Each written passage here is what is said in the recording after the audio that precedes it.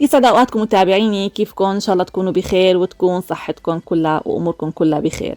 فيديو اليوم رح نعمل فيه 3 انواع من السلطات، سلطات مختلفة شوي عن السلطات المألوفة، كل سلطة فيهن اطيب من الثانية.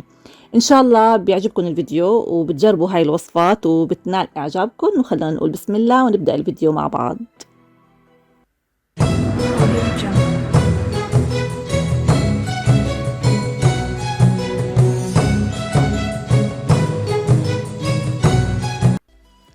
نبدأ بالسلطة الأولى، سلطة الشوندر أو الشمندر، في ناس بتقول له شوندر، في ناس بتقول له شمندر، شمندر السكري.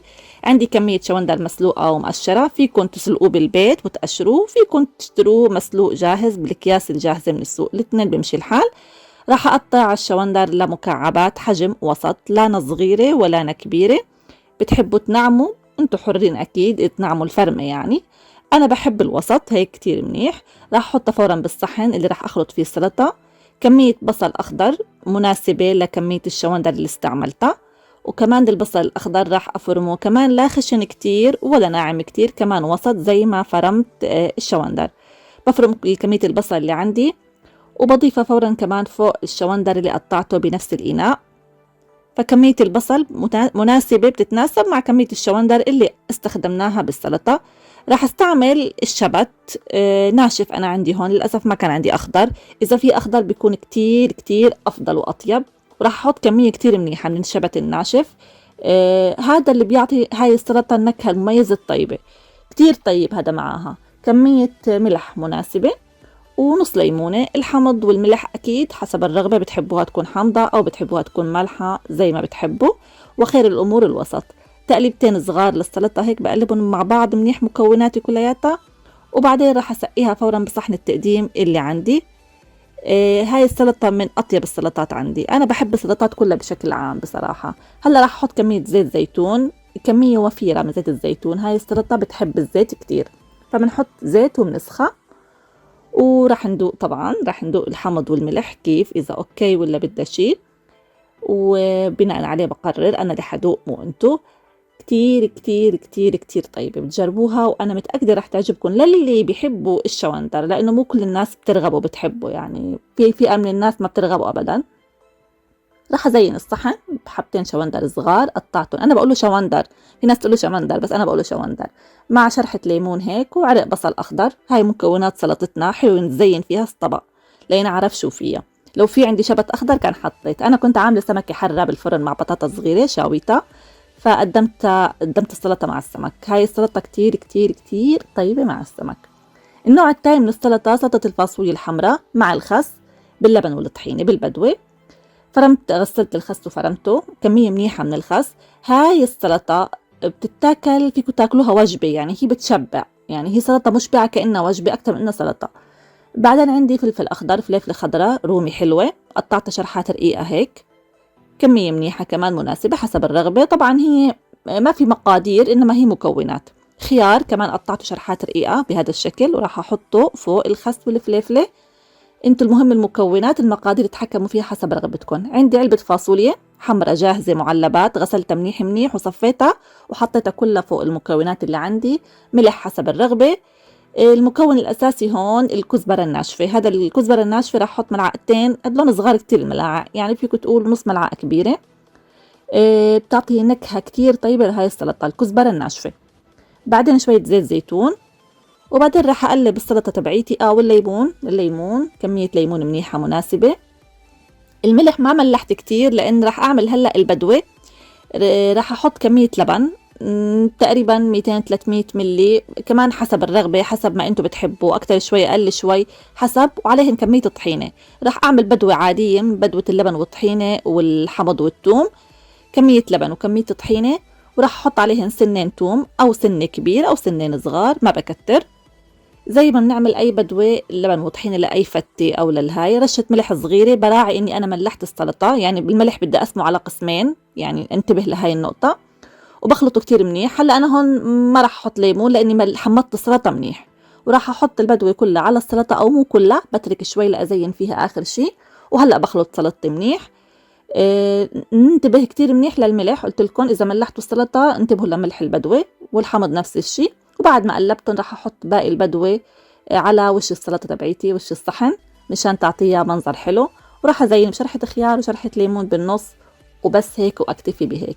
هاي السلطة جدا طيبة، وقلت لكم فيكم تاكلوها كوجبة مشبعة كتير كتير طيبة. والكزبرة الناشفة فيها عطتها طعمة مميزة جدا. ان شاء الله بتجربوها كمان هاي وبتعجبكم. يعني السلطة الاولى كان فيها شبت، السلطة الثانية فيها كزبرة ناشفة، سلطة الفاصوليا الحمراء. وان شاء الله بتجربوها وبتعجبكم، انا متأكدة رح تعجبكم. السلطة الثالثة فيها مكون اساسي انا ما بعرف شو اسمه. انا ما هذا هو، انا ما بعرف شو اسمه. انا شفته بالسوق واشتريت، هذا ما بعرف بصراحه، وبلادنا العربيه انا ما شفته وما بعرف شو اسمه، بس جبته قلت بدي اجرب وادوق. طعمته كتير طيبه. قشرتها هيك، بعد ما قشرتها يعني فيني اشبه لكم اياها بقمعه الخس الحلوه، تكون حلوه، ما بعرف يعني كيف، بس هيك تقريبا هيك. راح ابرشها على المبرشه بهذا المنعم كتير الوسط هذا بعد ما برشتها، وكم حطيت الحبه كلياتها. هاي المكون الاساسي بهاي السلطه. فاذا متوفر عندكم هذا النوع من الخضار بالسوق جيبوه وجربوا هاي السلطه، رح تعجبكم كتير. تفاحه خضراء حامضه كمان رح اقشرها وابرشها على نفس المبرشه بنفس الحجم اللي برشت فيه هداك النوع من الخضار. هداك النوع من الخضار اللي ما بعرف شو اسمه. هاي السلطه عملتها خلال اسبوع 3 مرات، قد ما هي طيبه. حطيت التفاح الاخضر فوق الخضار اللي ما بعرف شو اسمه. بعدين عندي قطعه ملفوف عادي، كمان راح اقطعه هيك، اخذ كمية مناسبة للكمية اللي التفاح والخضرة، وافرمها بهذا الشكل. كمان بدي يعني كأنها مبروشة، فيعني بالسكينة رقايق تكون رفيعة وتناسب البرش اللي برشته، يعني تناسب السلطة يكونوا تقريبا بنفس الحجم. وبعدين راح اضيف الملفوف على شو بدي اضلني اقول لكم، التفاح ونوع الخضرة اللي حطيناه، وبعدين فلفل رومي خضرة حلوة. كمان راح اقطعها هيك هاي الشقفة بالنص، وكمان رقائق رقائق رقائق تتناسب مع البرش اللي برشته، بحيث تكون السلطة كلها متجانسة من حيث الشكل والتقطيع. بضيف الفلفل عليهم، وبعدين راح ننتقل هلأ للصوص اللي راح نخلط فيه السلطة، واللي هو المكون اللي بجنن فيها. راح احط كمية محضرة الطعام، كمية بصل اخضر مناسبة هيك، يعني عرق ونص حسب. فورا كله بمحضرة الطعام. راح احط عليهم شوية نعناع اخضر كله مغسول ونظيف. بعدين راح احط كمان كمية كزبرة خضراء كمية منيحة. وراح احط قرن فلفل اخضر حر، فيكم تحطوا قرنين فيكم ما تحطوا، بس قرن حر كتير طيب مع هاي السلطة.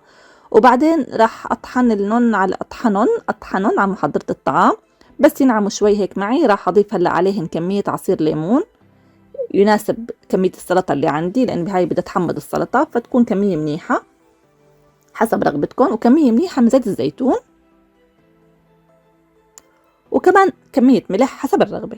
فزيت الزيتون والملح والليمون بنحطه فوق هذه الخضرة اللي طحناها، وبنرجع بنطحن منيح منيح على محضرة الطعام ليصير عندي القوام ناعم جدا. صار عندي الصوص جاهز. هلأ فورا باخده وبسقي فيه سلطتي اللي فرمتها. هاي السلطة جدا جدا جدا جدا جدا جدا كمان مرة طيبة، من أطيب السلطات اللي تعلمتها جديد بصراحة. اللي من جربت هذا النوع من الخضار اللي حكيت لكم عنه كتير حبيناه، أنا كتير حبيته والعيلة كلها حبته، فقلت لكم عملتها 3 مرات خلال أسبوع. إن شاء الله بتجربوها إذا لقيتوا هذا الخضار متوفر عندكم. هلا راح أسقي السلطة عندي بصحن التقديم، وراح أزينها حسب الرغبة طبعا. التزيين أنا حابة أزين كلها باللون الأخضر، شوية جرجير بالنص، ورق جرجير وبندورة خضراء. ما حابة أدخل ألوان، حابة أترك اللون الأخضر هو المسيطر على الموضوع. وهيك طبقي صار جاهز، وسلطتي صارت جاهزة، ولا أطيب من هيك ولا أروع من هيك. قدمت لكم بهذا الفيديو 3 أنواع من السلطات، إن شاء الله بتجربوهن وبتعجبوكم. والسلطات مجالها مفتوح، يعني فيكم أنتوا تبدعوا وتبتكروا وتحطوا شيء فوق شيء، راح يعطيكم نتيجة طيبة، يعني حسب انتوا شو بتحبوا. واغلب السلطات ما إلها اسماء بالمناسبة، يعني سلطة الفاصوليا الحمراء، بس هي مو بس فاصوليا حمراء، فيها كتير شغلات. وانتظروني فيديوهات جديدة، وتضلوا بخير. سلام.